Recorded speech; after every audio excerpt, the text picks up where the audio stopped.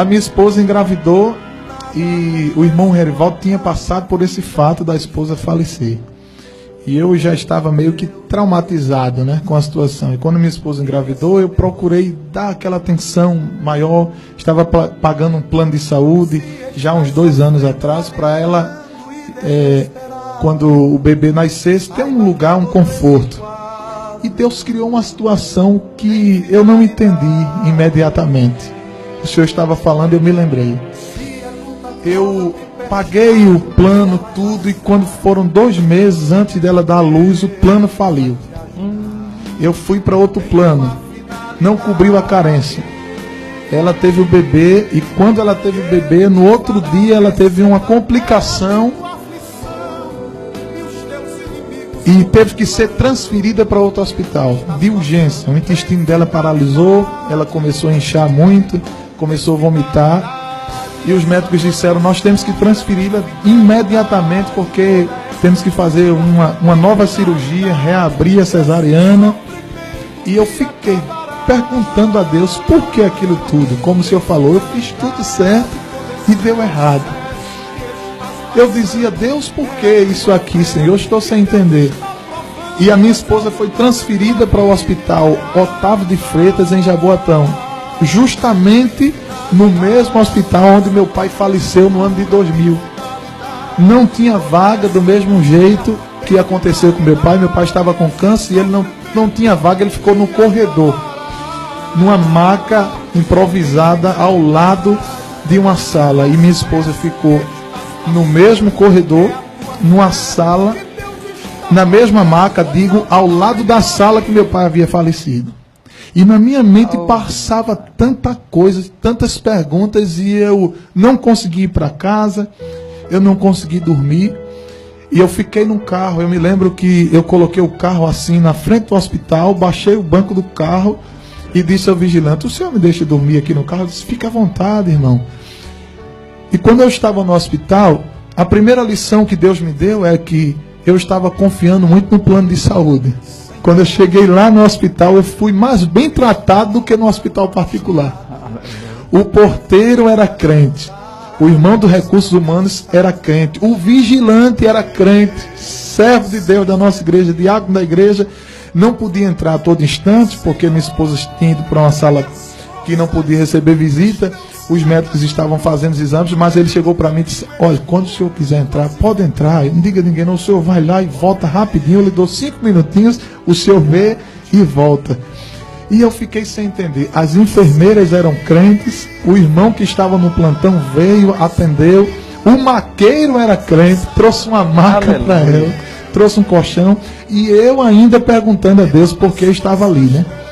E Deus usou um irmão na frente do hospital e disse assim para mim, eu, o Senhor, te trouxe aqui para uma finalidade. E vou te dizer qual a finalidade. E eu disse, Senhor, me diga por que eu vim para cá, Senhor.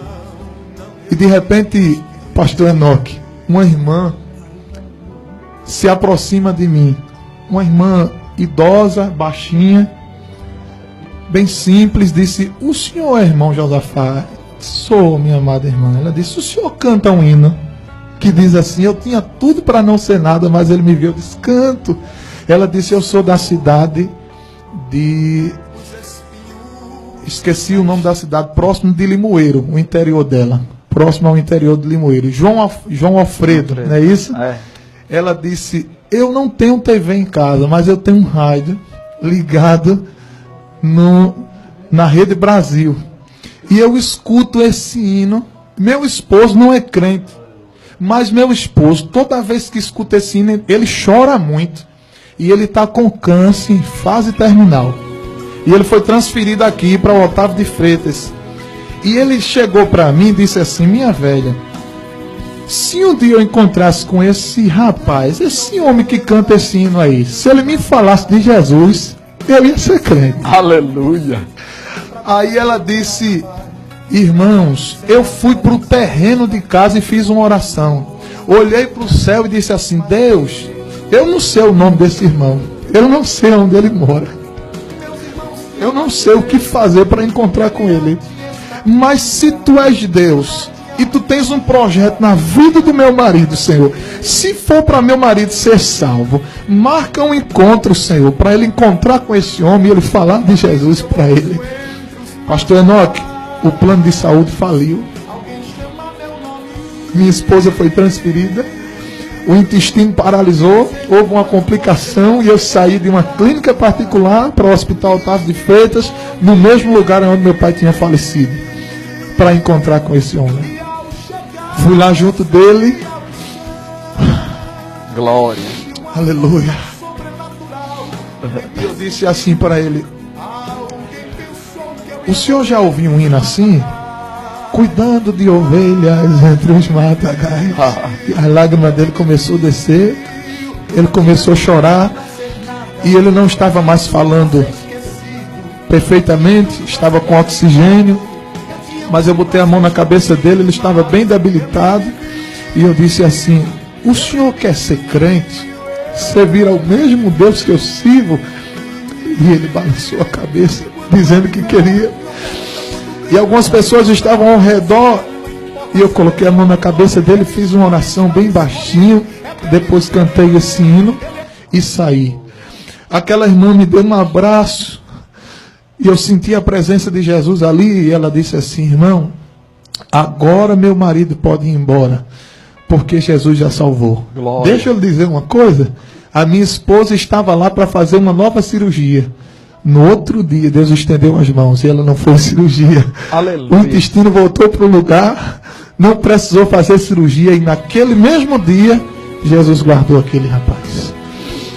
Eu posso fazer uma colocação? Glória. Aleluia. Você tinha um plano. Não era um plano? Um projeto. Um projeto. E tinha um plano de saúde. Não é? Deus tinha uma realização. O Senhor tinha só o plano. Deus tem a realização. Aleluia. Aleluia. Oh, glória. Aleluia. Aleluia. Aleluia. Aleluia. Aleluia. Aleluia. Aleluia. Aleluia. Aleluia. Grande, grande é o Senhor. Grande é o Senhor. Grande é o Senhor. Grande é o Senhor. Grande é o Senhor. Não tem preço, não tem preço, não tem preço, não tem preço. É Deus puro. É como até os irmãos gostam de falar no círculo de oração. É Deus sem mistura. É. Que às vezes nós vemos algo ali, um fogo estranho, não é? Mas é. Glória. Aleluia. Glória. Deus Glória faz. a Deus. É por isso que nós adoramos. Porque Ele tem, Ele pode, Ele faz, Ele opera como e quando Ele quer.